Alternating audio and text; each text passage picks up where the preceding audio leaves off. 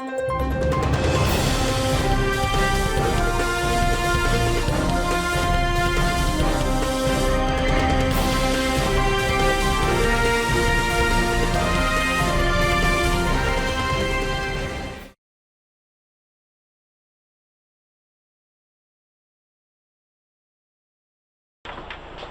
a 5872 inscrits, 6184 donc ont voté et le suffrage donc accordé au candidat d'UNI c'est 6127 et on a pris soin d'attribuer 0,0000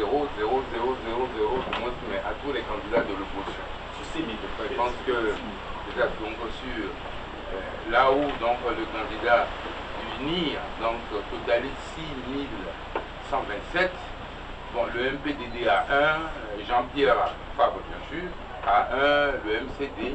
Voilà ce genre de choses qu'on retrouve donc dans beaucoup de CRV. Dans quelle région s'il vous plaît? Pardon? La région actuellement. Dans quelle région? Ben, quand vous partez, venez pas parce que de tout encore c'est une photocopie. Monsieur commence par. Ok. Il y a autre ici qui est aussi très bien.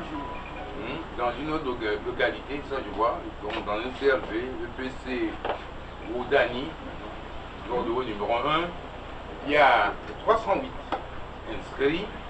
Et donc, sur les 308 qui ont inscrit, tous les autres candidats ont 0,0, tous les 308 sont partis à Port. C'est là, donc ça circule également sur la toile. C'est quelqu'un qui m'a envoyé ça ce matin dans l'hôpital, avant qu'on le retrouve.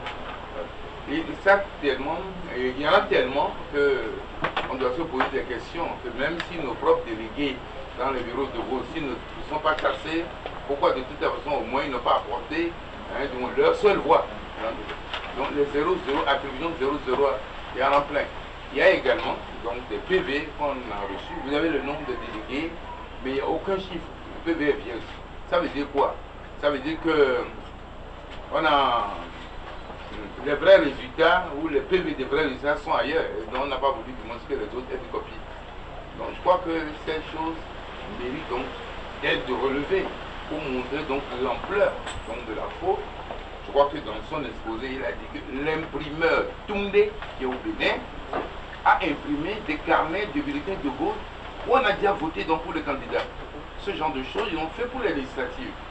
Et on fait pour les législatives parce que quand on a désigné quel est le positionnement du candidat sur le bulletin unique, on a fait des feuilles,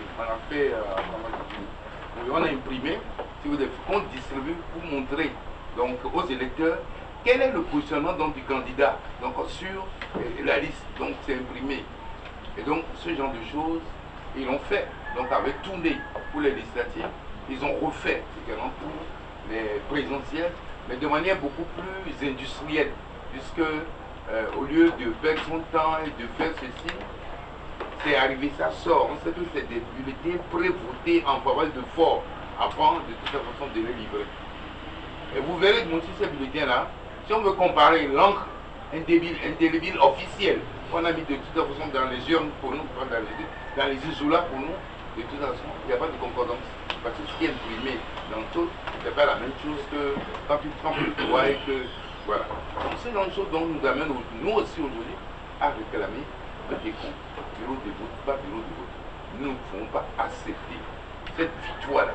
Donc, de Fogna Singé, tout le monde sait que c'est de la fraude, par peur ou par complicité, on se tait.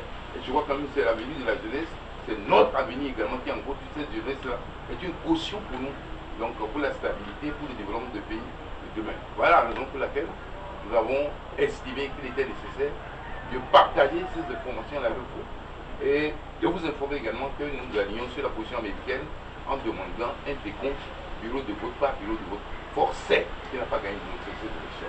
Voilà ce que nous voulons dire, c'est tellement que notre ami Dargo, qui est un émissaire donc, de la coalition dans la partie septentrionale, en Ganquel, où nous avons rencontré les gens qui ont mis des titans pour nous empêcher ce jour-là.